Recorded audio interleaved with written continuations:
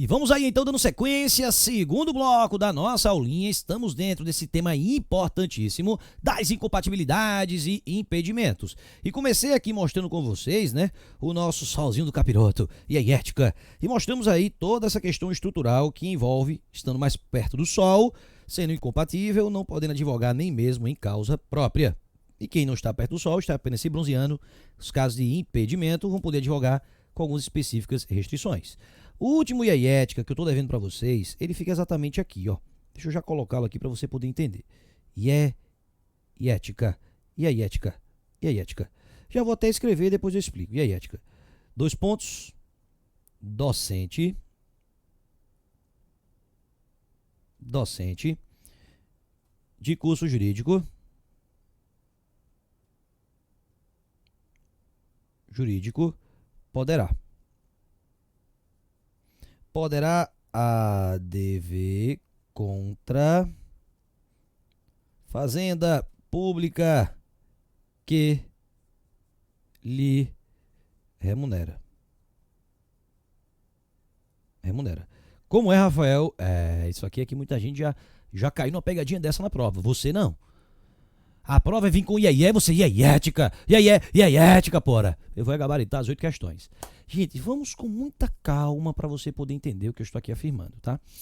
E para isso, eu vou usar a minha história de vida. Sim, vou contar um pouquinho para vocês sobre a juventude de Rafael Novaes. Eu sempre quis ser professor, gente. Sempre quis ser professor. Acho que desde pequeno eu gosto de aparecer, falar muito e tal, né? Bom, sempre quis ser professor. E boa parte disso veio da influência do meu tio. Eu tenho um tio que ele é professor de história, inclusive. Ailton Novaes. Rafael Novaes, Ailton Novaes, o meu tio. E ele foi um dos grandes professores de história que nós já tivemos aqui nesse nosso país, nesse nosso Brasilzão. Por coincidência, ou enfim, né, por ironia, hoje ele é advogado também. Mas ele foi um dos grandes nomes de história, ainda é professor de história, claro, só que hoje também é advogado. E eu sempre quis ser professor de história. Era o meu sonho. Tanto é que eu prestei vestibular para história também.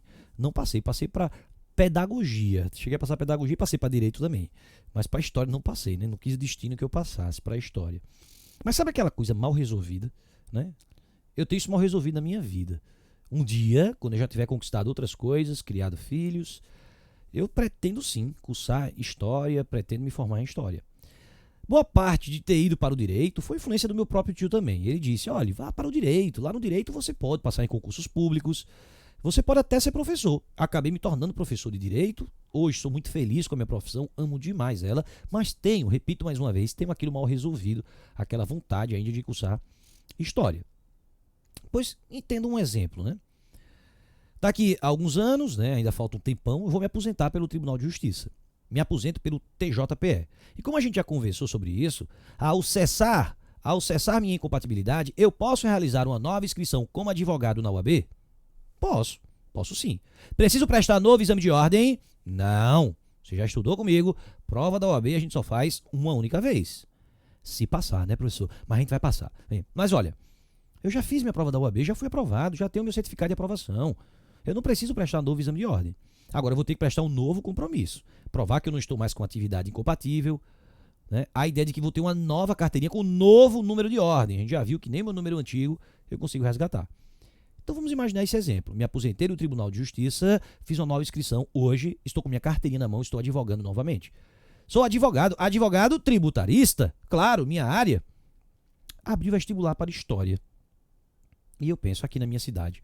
E eu penso, vou cursar História. Então sou aposentado do Tribunal de Justiça, sou advogado tributarista e agora acadêmico de História. Estou estudando, universitário. Me formei em História. Que beleza. Sou concursado, sou aposentado do Tribunal de Justiça, sou advogado tributarista e sou também agora formado em História. Abri o concurso público aqui, na Universidade Federal do Estado de Pernambuco. Federal, né, vinculada à União. Aqui em Pernambuco, para professor de História. Abriu uma vaguinha para mim. Eu penso, faço, não faço. Fiz o concurso público e passei. Eu sou aposentado do Tribunal de Justiça, eu sou advogado tributarista, sou formado também em História e agora sou professor de História da Universidade Federal. Estou eu no intervalo de aula, tomando um cafezinho, de boa. Alguns colegas me procuram. Professores outros lá da universidade. Rafael, disse, pois não. Tá sabendo não? O quê? A União andou retendo indevidamente imposto de renda dos últimos 5 anos. Nosso! Tá todo mundo entrando com ação de repetição do indébito tributário. Uma das peças da segunda fase. Tá todo mundo colocando pra dentro e pegando de volta. É mesmo? É. Você não é advogado tributarista? Sou. Você não quer, então, ingressar com a ação em nosso nome? A gente dá uma procuração e você bota pra dentro. A pergunta que não quer calar. Eu, como professor de história, vou poder advogar contra a fazenda pública que me remunera? Professor, você acabou de colocar. E aí, ética? Você disse que o docente poderá. Tá aqui, olha, professor. Poderá advogar contra a fazenda que lhe remunera. Prrr, olha o pombo, viu? Por que olha o pombo? Porque eu coloquei docente, professor, mas eu coloquei de curso jurídico. Professor de curso jurídico. Observe que mesmo sendo advogado, eu era docente e professor de história, no meu exemplo. Então eu não posso, não. Eu não poderia advogar. Poderia não. Professor, não entendi. Volte o vídeo e pegue de novo a explicação. Porque eu fiz de propósito, é assim que a prova vai fazer. Ela vai contar uma historinha pra você ficar ali perdido no meio da história e não entender isso. Docente que pode advogar, aquele que está autorizado, e é ética, aquele que está autorizado a advogar até contra a fazenda pública que paga o salário dele, é o docente de curso jurídico, docente de direito, porra. Vamos supor, eu me aposentei no Tribunal de Justiça, me tornei advogado tributarista, me formei em História, abri um concurso na Federal para professor de Direito. Direito administrativo, direito tributário, direito civil, direito processual civil, direito penal, não interessa. E eu passei, agora eu sou professor de Direito. Eu posso advogar contra a fazenda que me remunera? Posso. Então apenas esse docente, o professor de Direito, é que pode. Rafael, mas você falou na aula, no bloco anterior que era incompatível, que era impedido? Calma. Eu disse que o professor, olha o que eu estou afirmando aqui, e aí, ética, o professor, o docente de curso jurídico, ele pode advogar até contra a fazenda que lhe remunera.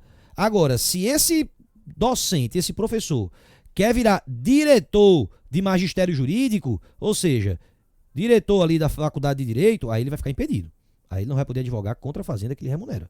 Não vai poder, contra a fazenda que lhe remunera. Só o professor que pode. Então imagina, tô eu lá, né, professor de direito, tô ali, professor de direito. Eu posso advogar contra a fazenda que paga meu salário? Posso sim. Todo ano eu sou homenageado, aula da saudade, professor homenageado da turma, obrigado, muito obrigado. Até que o dia o pessoal diz, olha Rafael, por que você não vira diretor?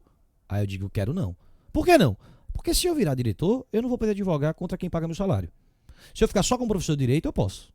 Então cuidado com isso. Isso aqui é... Isso é muito iética, gente. É muito iética pra prova. Beleza? Bom. Printa isso aí, desenha isso aí, faz teu esqueminha, me marca no Instagram, que eu tenho certeza que o pombo não vai cagar na sua cabeça, não.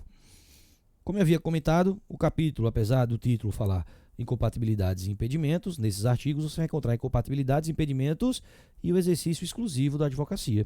Como assim, Rafael? Olha aí, a gente já leu, né? O artigo 27, o artigo 28 e também o artigo 30. O que nós estamos devendo é exatamente essa terceira modalidade, o artigo 29, que diz assim, ó: os procuradores gerais, advogados gerais, defensores gerais e dirigentes de órgãos da administração pública direta, indireta e fundacional são exclusivamente legitimados para o exercício da advocacia vinculada à função que exerçam durante o período da investidura. São o que, Rafael? São exclusivamente. Advocacia exclusiva. Exclusivamente legitimados. Rafael, não entendi não. Vamos com um exemplo que você vai entender. Ó, preste atenção nesse exemplo, tá? Vamos lá. Vamos imaginar um órgão muito bom para se atuar. É a chamada Procuradoria Geral do município ou do Estado, né? Procuradoria Geral do Estado. A Procuradoria Geral do Estado nada mais é do que os advogados do Estado, advogados públicos, concursados. Excelente concurso, inclusive, viu, gente? Muito bom esse concurso aí para quem pretenda depois continuar sendo advogado e concursado ao mesmo tempo. Cada pontinho desse aí, ó, cada pontinho desse é um advogado público, é um procurador. Vamos supor, é um exemplo, tá? PGE São Paulo, Estado de São Paulo. Certo? Procurador do Estado de São Paulo. Cada pontinho desse é um procurador do Estado de São Paulo. Veja, um procurador desse do Estado de São Paulo, ele vai poder advogar contra a fazenda que lhe remunera? Não. Não vai poder, não. Isso é óbvio que ele não vai poder. Mas ele vai poder advogar contra a fazenda que não lhe remunera? Por exemplo, vai poder advogar contra o Estado do Rio de Janeiro? Vai. Vai poder advogar contra a União? Vai também. Vai poder advogar contra São Paulo capital, o município de São Paulo? Pode também. Vai poder advogar em causas privadas? Vai também. Particulares, vai. Ele só não vai poder advogar contra a fazenda que lhe remunera, no meu exemplo, o Estado de São Paulo. Ocorre que esses procuradores aqui vão ter um chefe, vão ter um cabeção, uma cabeçona, um procurador, uma procuradora geral. Vê que coisa interessante. O procurador, procuradora geral, vai poder advogar contra a fazenda que lhe remunera? Não. Mas também não vai poder advogar contra nenhuma outra fazenda pública. Nenhuma outra. E também não vai poder advogar em causas privadas. Como é, Rafael? É isso mesmo. Só vai poder atuar em causas no favor do Estado, no favor do ente, exclusivamente em benefício deles. Por isso que a advocacia é exclusiva. Verifique que não é caso de incompatibilidade. Porque incompatibilidade, VAPO não pode advogar em hipótese alguma. Aqui pode, em favor do ente, em favor daquele ente, exclusivamente em favor dele. Então não é caso que está perto do sol, não está queimando. Porque se estivesse queimando, a OAB seria cancelada. Se estivesse queimando, não poderia advogar em hipótese alguma, e aqui pode. Pode sim. Também não é caso de impedimento, porque o impedimento vai proibir apenas em algumas situações. E aqui está proibindo em tudo que não venha a ser aquele órgão. Então é a terceira modalidade, gente. Exercício exclusivo da advocacia. Vamos ler de novo? Olha aí, artigo 29 do Estatuto. Os procuradores gerais, advogados gerais, defensores gerais e dirigentes de órgãos jurídicos da administração pública direta, indireta e fundacional são exclusivamente legitimados para o exercício da advocacia vinculada à função que exerçam durante o período da investidura. Então, estão vinculados a ela durante esse período, durante o período da investidura. Beleza? Bom, bora avançando aí. O que é que nós vamos encontrar agora? Gente, nós terminamos, né, essa parte que envolve incompatibilidades e impedimentos. Tema muito bom para cair em prova. E eu separei algumas questões agora para a gente poder responder. Nós temos uma, duas, três questõezinhas aí para a gente finalizar esse tema. Vamos lá. Questões. Primeira questão diz o seguinte. Carolina, Júlia, Bianca e Maria são advogadas. Carolina é servidora estadual, não enquadrada em hipótese de incompatibilidade. Júlia está cumprindo suspensão por infração disciplinar. Bianca está licenciada por requerimento próprio justificado. E Maria é servidora federal não enquadrada em hipótese de incompatibilidade. As quatro peticionam como advogadas isoladamente e em atos distintos em ação judicial proposta em face da União. Diante da situação narrada, de acordo com o Estatuto da OAB, são válidos os atos praticados. Gente, essa é a típica questão que se você não desenhar na prova, você não vai acertar. Como é, Rafael? Gente. É aquela questão que você vai ler, vai reler e não vai entender. Se você ler 3, 4 vezes, você vai ter 3, 4 interpretações diferentes. Então é importante que você risque, rasure o caderno que você pode levar depois para sua casa, que é o caderno de prova. Não vai rasurar, é o espelho de prova, né? Aquele que você tem que botar aquela bolinha, que você não pode nem errar a bolinha, viu? Às vezes você tá ali cansado de tanto fazer aquela bolinha, né? Aí você fica, meu Deus, será que vão corrigir, né? Acontece isso, não acontece? Acontece. Você fica com medo. E aquilo ali você não vai rasurar, não. Mas o seu caderno de prova, aquele que você vai levar para sua casa, é para desenhar, é para rasurar, é para não perder questão, caramba. Porque tem aluno que pensa assim, né? Não vou rasurar essa prova, não. Por quê? Porque eu quero guardar de recordação, para mostrar para os meus netos, né? Meus bisnetos. Olha aqui a prova que seu avô fez para a UAB. Eita, vovô, que prova bonita. O senhor passou? Não, passei não, mas a prova eu guardei aqui, viu? Não faz sentido, né? É melhor ter uma prova rasurada, suja, que você passou. Então usa o cantinho da prova, gente. Desenhe, mas não perca a questão. Vamos fazer isso aqui, vem cá.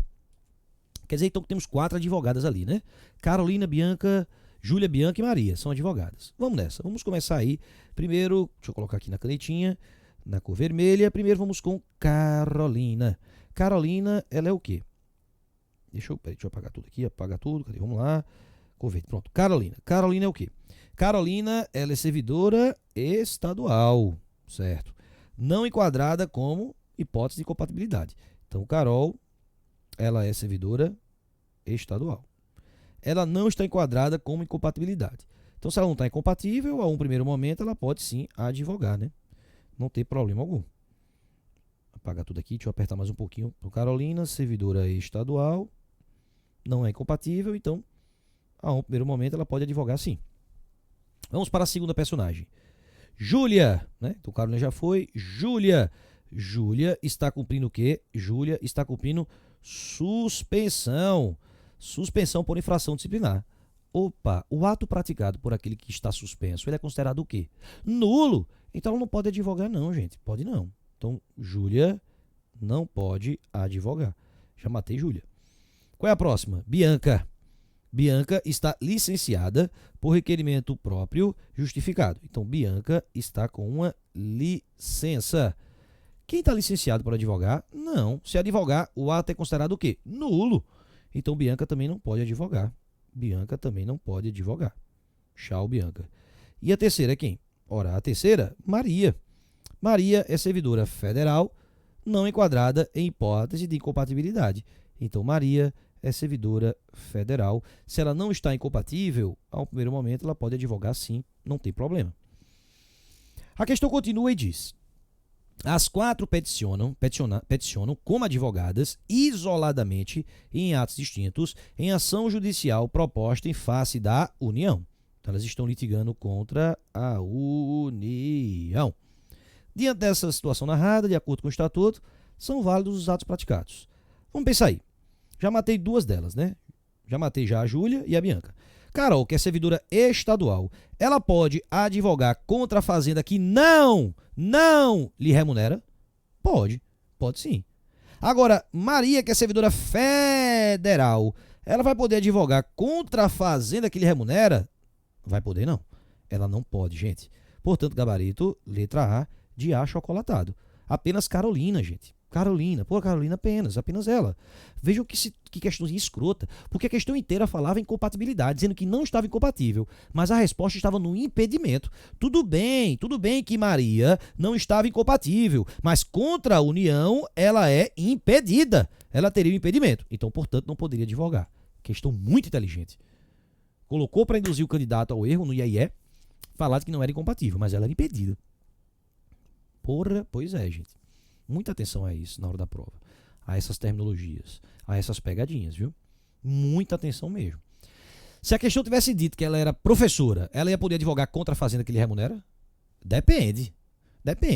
Porque professora de história, geografia, português, não pode. Professora de direito, apenas a de direito, a questão teria que falar que seria de direito, é que poderia advogar contra a fazenda que lhe remunera. É muito ética, gente. Muito ética. Por isso que essa isolada a gente bate, ó. Questões, esqueminhas, bizus, material slide, leitura de artigo, para que você chegue na prova grandona, para vencer mesmo, meu amigo. É para vencer, é porrada. Não é à toa que sistematicamente, exame após exame, os alunos vêm procurando cada vez mais essa isolada de ética, cada vez mais esse produto, porque sabe que com isso vai conseguir gabaritar as questões. Mas tem mais questões aí, vamos lá. Próxima questãozinha. Olha o que ela diz. Caiu no 12º exame de ordem. Joel é conselheiro do Tribunal de Contas do município J, sendo proprietário de diversos imóveis. Em um deles, por força de contrato de locação residencial, verifica a falta de pagamento dos aluguéis devidos. O conselheiro é bacharel em Direito, tendo exercido a advocacia por vários anos na área imobiliária. Neste caso, nos termos do Estatuto da Advocacia, o conselheiro queima ou não queima? Queima, gente. Conselheiro do Tribunal de Contas, Ministério Público de Contas, tem poder de julgamento, julga contas. Consequentemente, queima sim. Tá lá no nosso solzinho, né? Cadê o solzinho? Ah, tá aqui mesmo, solzinho do capiroto. Aqui, ó. Cadê? Tchan. Olha aqui. Poder de julgamento, queima sim. Então não vai poder advogar, não. Nem mesmo em causa própria. A letra A diz: poderia atuar como advogado em causa própria. Pode não. Não pode mesmo. Letra B. Deverá contratar advogado para a causa diante da situação de incompatibilidade, tibilidade, proibição total. Gabarito letra B de bombom de chocolate. Letra C. Poderia advogar, recomendando-se, contudo, a contratação de advogado. Falso. Letra D. Está com a sua inscrição como advogado suspensa? Não. Se ele é incompatível, está cancelada. Como a gente já viu, é um caso de cancelamento. Suspensão é uma punição e é apenas temporária. Aqui não. Aqui é caso de compatibilidade, é caso logo de cancelamento da OAB. Rafael, a gente não estudou isso não. Estudamos sim. Estudamos não? Sim, quando a gente falou dos tipos de inscrição na OAB. É porque a gente já trabalhou cada coisa, né, gente, nessa nossa isolada. Dá uma olhada aí. Eu estou voltando aqui no material. Aqui, pô, chegamos. Olha aí. É um caso de cancelamento, exercer em caráter definitivo a atividade incompatível com a advocacia. Gente, vejam quantos assuntos. Estava agora reparando. Olha aí. Vejam quantos assuntos a gente já passou nessa nossa isoladinha, né? Tem assunto pra caramba aí que a gente trabalhou. E ainda tem muito mais aula ainda, viu? Bom, já respondemos essa questão, essa também. Próxima questão caiu no 19º exame de ordem. Formaram-se em uma faculdade de Direito, na mesma turma, Luana, Leonardo e Bruno. Luana, 35 anos, já exercia a função de gerência em um banco quando se graduou. Leonardo, 30 anos, é prefeito do município de Pontal. Bruno, 28 anos, é policial militar no mesmo município. Os três pretendem praticar atividades privativas de advocacia. Considerando as incompatibilidades e impedimentos ao exercício da advocacia, assinale a opção correta. Gente, observe que Luana, ela é gerência de um banco. Ela é gerente de um banco. Quem é gerente, diretor de banco? Queima ou não queima? Queima, professor. Tosta. Mesmo que de banco privado. Não vai poder advogar, não. Vamos ver o segundo aí. O segundo, Leonardo, é prefeito do município. Opa, chefe do executivo. Queima ou não queima? Queima também. E Bruno, 28 anos, é policial militar. Opa, o policial militar queima ou não queima? Queima também, gente. Os três queimam, os três não podem advogar. Nem mesmo em causa própria. A letra A diz que Luana não está proibida de exercer a advocacia, pois é empregada de instituição privada, inexistindo impedimentos ou incompatibilidades. Falso, porque mesmo que gerente de banco privado, ainda assim vai estar incompatível. Letra B. Bruno, como os servidores públicos, é apenas impedido de exercer a advocacia contra a fazenda pública que o remunera? Falso, né, gente? Porque Bruno não é qualquer servidor público. Bruno é policial militar, ficou perto do sol, queima, portanto. Letra C. Os três graduados, Luana, Leonardo e Bruno, exercem funções incompatíveis, proibição total, com a advocacia, sendo determinada a proibição total de exercício das atividades privativas de advogado. Gabarito, portanto, letra C, de chocolate. Nenhum dos três poderá advogar, nem mesmo em causa própria. A letra D diz que Leonardo é impedido de exercer a advocacia apenas contra ou em favor das pessoas jurídicas de direito público, empresas públicas, sociedades de economia mista, fundações públicas, entidades paraestatais ou empresas concessionárias ou permissionárias de serviço público. Ele quis confundir, né? Porque se Leonardo fosse vereador, não tivesse na mesa, fosse deputado estadual, não estivesse na mesa, ou fosse deputado federal ou senador e não estivesse na mesa, beleza, seria um impedimento. Mas nesse caso aqui, Leonardo, ele é prefeito, então ele está perto do sol, queima, incompatível sim. Beleza, então respondemos aí questõezinhas sobre esse tema, lembrando, óbvio, lógico, que outras questões devem ser também realizadas por vocês, revisões e muito mais. Bom, para a gente poder finalizar essa nossa aula, vamos para mais um ponto, vê que ponto interessante, da ética do advogado. Poucos artigos, a gente vai analisar aqui artigos 31 ao 33, analisando o que ele fala sobre a ética no Estatuto, elementos éticos em que o advogado vai se comprometer, obriga-se a cumprir rigorosamente os deveres consignados no Código de Ética, a resolução número 2 de 2015, o novo Código de Ética e Disciplina, que inclusive a gente já estudou uma parte do Código de Ética, quando a gente falou de honorários na aula passada, a gente já viu honorários no Código de Ética. Mas nas próximas aulas, já nas aulas finais do nosso curso, são muitas aulas, nas aulas finais do nosso curso, completão, a gente vai estudar ainda princípios, relação do advogado com clientes, com autoridades, a advocacia pro bono, sigilo profissional, publicidade profissional, tudo isso a gente vai trabalhar ainda no Código de Ética, é importantíssimo. Só que eu quero ler esses poucos artigos com vocês ainda nesse nosso bloco aqui.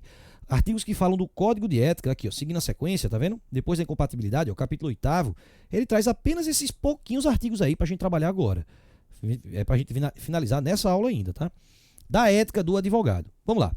Artigo 31 diz: o advogado deve proceder de forma que o torne merecedor de respeito e contribua para o prestígio da classe e da advocacia.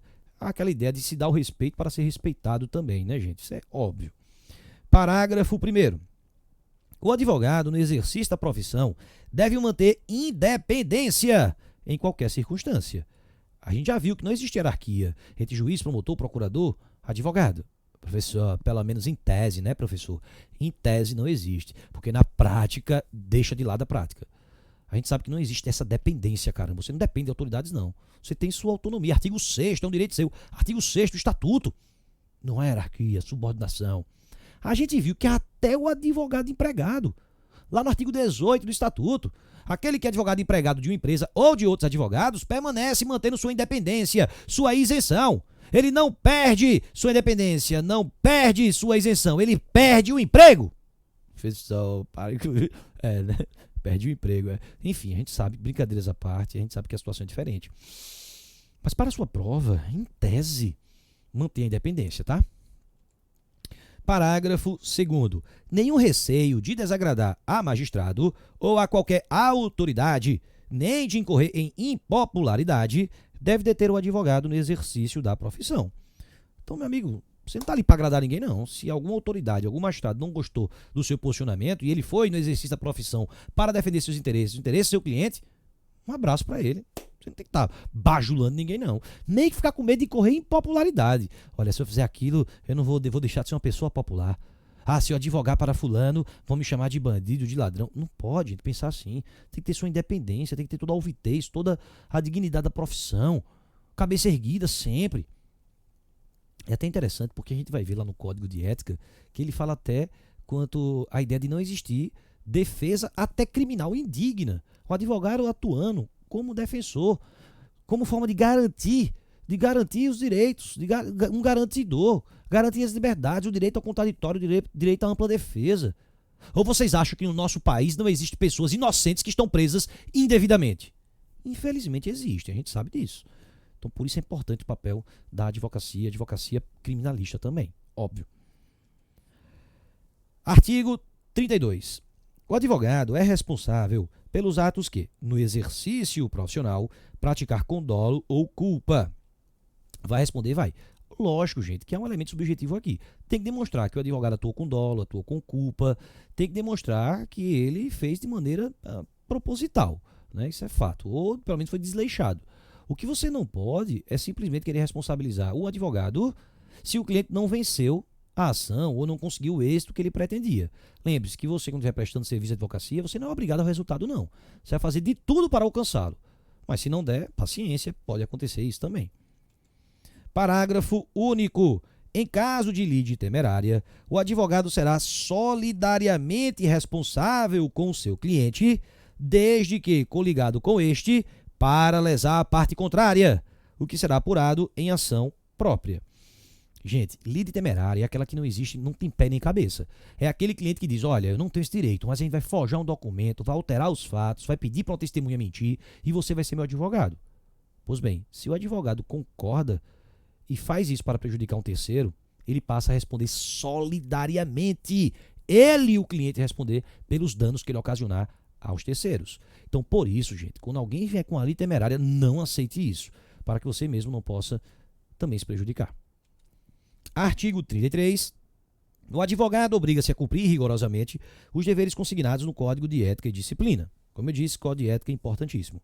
Parágrafo único. O Código de Ética e Disciplina regula os deveres do advogado para com a comunidade, o cliente, o outro profissional e ainda a publicidade, a recusa do patrocínio, o dever de assistência jurídica, o dever geral de urbanidade e os respectivos procedimentos disciplinares. Então, tudo isso a gente vai ver exatamente lá no Código de Ética, relação com o cliente, relação com outros advogados, a ideia da publicidade, tudo isso a gente vai estudar ainda.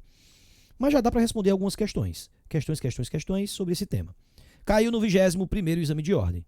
José, bacharel em Direito, constitui César, advogado, como seu procurador para atuar em demanda a ser proposta em face de Natália. Gente, cuidado para não confundir. José, ele não é advogado não, ele é bacharel em Direito. O advogado aqui é César, viu? Então José quer processar a Natália, contratou César. Ajuizada a demanda, após o pedido de tutela provisória ter sido indeferido, José orienta César, ou seja, o cliente orienta o advogado. José orienta César a opor embargos de declaração, embora não se vislumbre omissão, contradição ou obscuridade na decisão, tampouco erro material a corrigir. César, porém, acredita que a medida mais adequada é a interposição de agravo de instrumento, pois entende que a decisão poderá ser revista pelo tribunal, facultando-se ainda ao juízo de primeira instância reformar sua decisão. Diante da divergência, assinale a opção que indica o posicionamento correto. O advogado se torna um cachorrinho, um subalterno ao cliente? Claro que não. Veja que neste caso o cliente queria que ele utilizasse embargo de declaração e o advogado queria usar agravo de instrumento.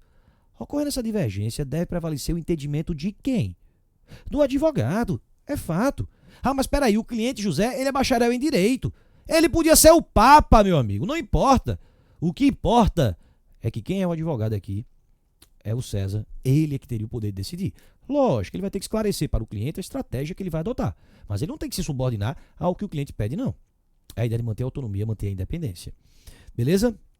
Bom, visto isso, então, vamos aí responder, né, achar a nossa alternativa correta. Letra A diz: César deverá, em qualquer hipótese, seguir a orientação de José, que é parte na demanda e possui formação jurídica.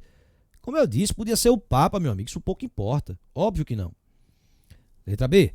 César deverá esclarecer José quanto à sua estratégia. Beleza. Mas subordinar-se ao final à orientação deste, pois no exercício do mandato atua como patrão da parte? Falso, né, gente? Lógico que ele não vai se subordinar, não. Tá errado isso aí. Letra C. César deverá imprimir a orientação que lhe pareça mais adequada à causa, sem se subordinar à orientação de José, mas procurando esclarecê-lo quanto à sua estratégia. Perfeito, não vai subordinar o cliente, vai apenas esclarecer ele. Portanto, gabarito letra C de chocolate. A letra D diz: César deverá imprimir a orientação que lhe pareça mais adequada à causa, sem se subordinar à orientação de José. Beleza. E sem procurar esclarecê-lo quanto à sua estratégia, pois no seu ministério privado presta serviço público? Falso, né, gente? Falso. Tem que esclarecer, sim. Última questãozinha, caiu no 19º exame.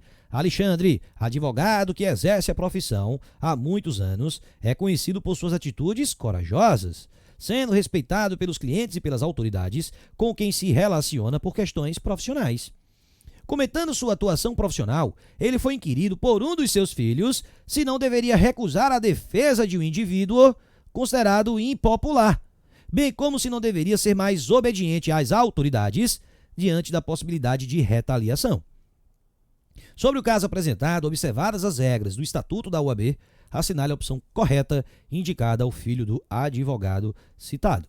Tem que ter medo de se tornar impopular? Não. Tem que temer a autoridade? Também não. Letra A diz: o advogado Alexandre deve recusar a defesa de cliente cuja atividade seja impopular. Óbvio que não. A advocacia criminal mesmo não ia nem sobreviver. Letra B. O temor à autoridade pode levar à negativa de prestação do serviço por Alexandre, do serviço advocatício por Alexandre? Claro que não, tem que temer ninguém não, meu amigo. Advogada, é o bichão, é a bichona. Letra C. As causas impopulares aceitas por Alexandre devem vir sempre acompanhadas de apoio da seccional da OAB.